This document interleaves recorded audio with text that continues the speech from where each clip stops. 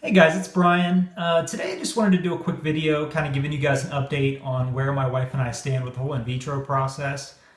This is something we started at the end of January. We started the cycle, they call it. The cycle lasts about 2 months.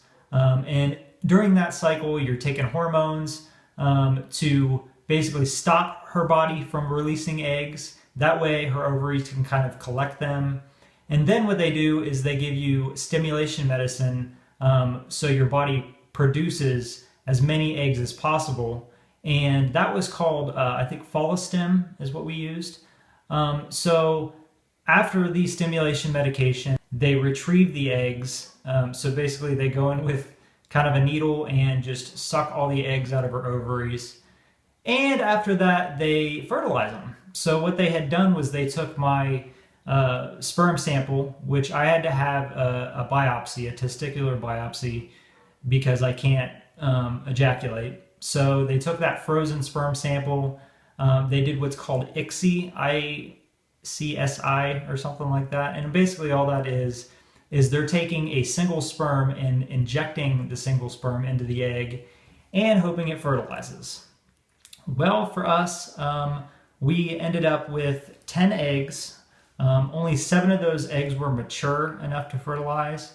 And out of the 7 eggs, only 1 fertilized, which really sucks because according to our doctor, that's not very good odds. They usually think that they're going to get about 2 to 3 eggs and or even 3 to 4. And out of those 3 to 4, they would pick the 2 strongest ones. In our situation, we had 1 egg on day 3 was a 5-cell embryo, and they hope for a 6 to 8 on day 3. If they can get to a day 5, they like to do a transfer on day 5. But for us, since we only had 1, they went ahead and put it in on day 3. And 2 weeks later, you take a pregnancy test. And 2 weeks later, we found out we weren't pregnant. So that has been probably the worst thing that my wife and I have had to deal with since my accident, because during that 2-week period, you basically think, she's pregnant. So we were doing everything in our power to, make sure she wasn't drinking alcohol, making sure she was eating the right foods, hoping for the best, trying to keep our spirits high. And then, we go to take a pregnancy test and it's negative. And I think she started her period the day that she took the pregnancy test. So she knew that it didn't work out. So she has been really depressed. I mean, she's 33 years old. I'm 30 years old. She's been wanting to be pregnant for years. Basically, I had been dragging my feet for a long time because I wasn't ready. And, now that I am ready, I'm paralyzed. So it's like I don't know. I just feel kind of like less of a man because, this is something that I want to give her. I want to have a child just as much as she does.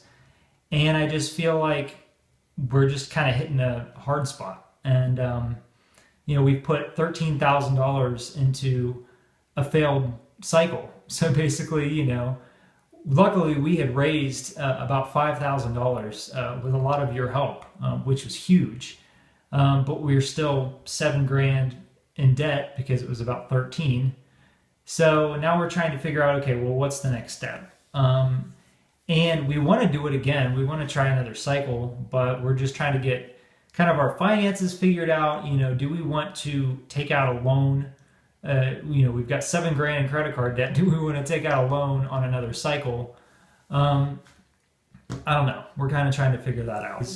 There's a local corporation that offers benefits for in vitro because most insurances don't cover it. So we're trying to get her a job at this company, hoping to God that it works. Unfortunately, she's probably going to have to take like a call center job, and she's struggling with that because she really doesn't want to take a crappy call center job. I wouldn't want to take a call center job either, but I kind of feel like we're stuck. Basically, we have her get this job and we get another try at having a baby, or we go crazy into debt and might not end up with a baby. So we're just, I don't know. It's frustrating to say the least. It's just been very, very frustrating. I mean, it's kind of tested our relationship too. But we're still sticking it out. We're going to try again. This isn't the hardest thing we've ever had to deal with. I mean, I'm paralyzed. We dealt with that. So I feel like we're strong enough to try another cycle. But I just kind of wanted to give you guys an update. It's been a couple months. I've been stalling making this video because I really didn't want to face it. But that's kind of where we stand.